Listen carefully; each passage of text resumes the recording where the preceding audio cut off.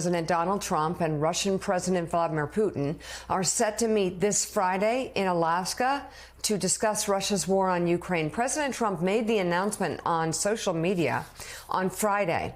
It was in the evening, and hours earlier, he told reporters that a potential land swap could be part of a deal. Well, you're looking at territory that's been fought over for 3.5 years with, a lot of Russians have died, a lot of Ukrainians have died. So we're looking at that, but we're actually looking to get some back and some swapping. It's complicated. It's actually nothing easy. It's very complicated, but we're going to get some back. We're going to get some switched. There'll be some swapping of territories to the betterment of both. And but we'll be talking about that either later or tomorrow or whatever.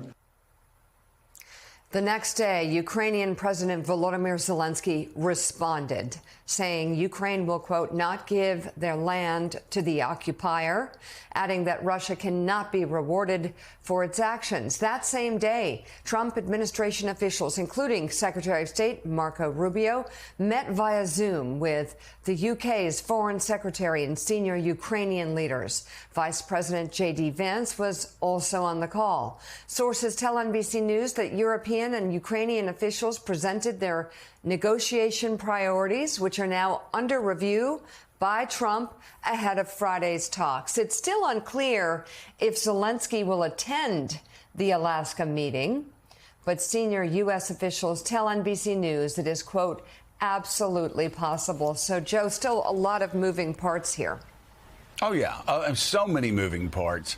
It is important also, David Ignatius, to say that the Biden administration, even going back 2-3 years, understood, and we heard it from General Milley and others, understood that the Ukrainians weren't going to get every Russian out of their territory, and the Russians weren't going to get to Kyiv.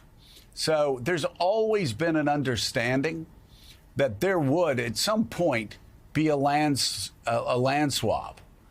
But, of course, the question is, what does Ukraine get in exchange? What security guarantees does the United States, does Europe, do allies all across the globe give in exchange for that land? And if it's not something significant, then this is nothing short of appeasement. I think we will give something, but if we don't, that would be a massive blow for democracy across the globe. Talk about what you're hearing, where you think this is going. So, Joe, we'll have to see how Friday's session in Alaska comes down.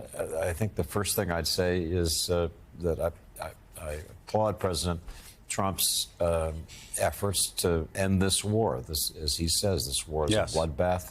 Far too many people have died, and if the United States, through its power and influence, can bring an end, that's a good thing. No question about that. The problem is that a peace that will endure between Russia and Ukraine has got to require Russian concessions, and so far, Putin has refused to make any. And he's getting the reward he most wanted, which is readmission to the club of world leaders. He's having a summit meeting with President Trump in the United States, being hosted by our president, without having, as near as I can tell, made any concessions on the fundamentals. And this talk about land swaps, so far, what we know is that Russia expects Ukraine to give up parts of its territory that Russian troops have conquered starting in 2014 and then continuing savagely since 2022, except for maybe slivers of unimportant territory in Russia. I'm not aware of any conceivable swap. The swap that's important here is Ukraine might give up territory in exchange for real security and a guarantee that this war won't start again after these negotiations.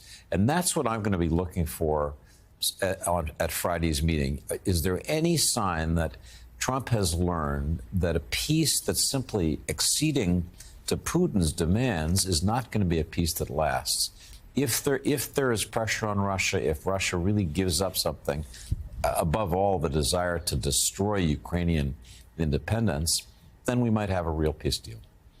Well, and it's important for everybody that's negotiating right now to understand the only reason why Vladimir Putin is willing to meet is because Donald Trump actually has begun to take a tough line against Putin, at least verbally. But look what Vladimir Putin continues to do. This is in the Sunday New York Times yesterday.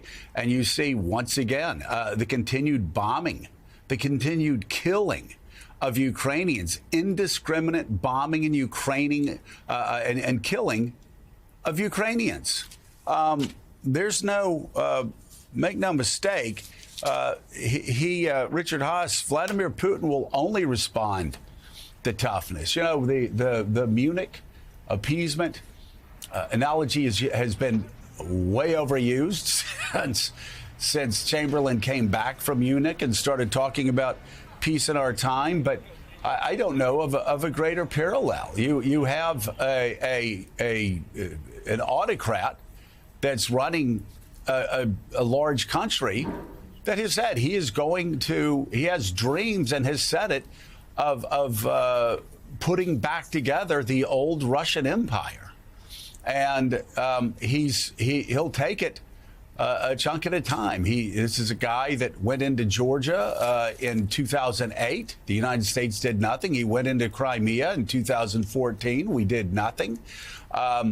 We pushed back and have fought back hard and helped the Ukrainians with the latest invasion. But you know, this is just one. I mean, again, you had Hitler saying, you know, all he needed, was the Rhineland and Sudetenland, and then the annexation of Austria, and the West kept believing him. Oh, we'll give him this land and he will be fine.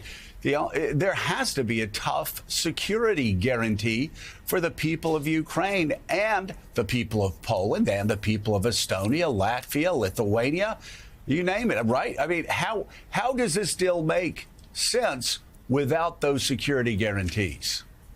Well, the short answer, it doesn't. It's wonderful to want peace, but peace at what price?